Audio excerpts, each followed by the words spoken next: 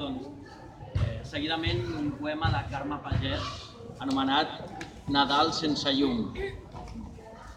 Reneix en mi l'infant que dorm al llindar de la pobresa, el que cerca on reposar el cap avergonyint-se de sospirar en tou coixí que molt no tenen. S'acosta Nadal i sembla d'obligada alegria.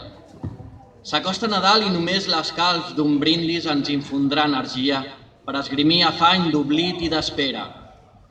S'acosta Nadal i Catalunya plora pels empresonats, mentre pretenen salvar-nos d'una malentesa boira. Clar és el nostre cel i clares les nostres idees, propòsits que volen esmenar mans antagòniques i violentes.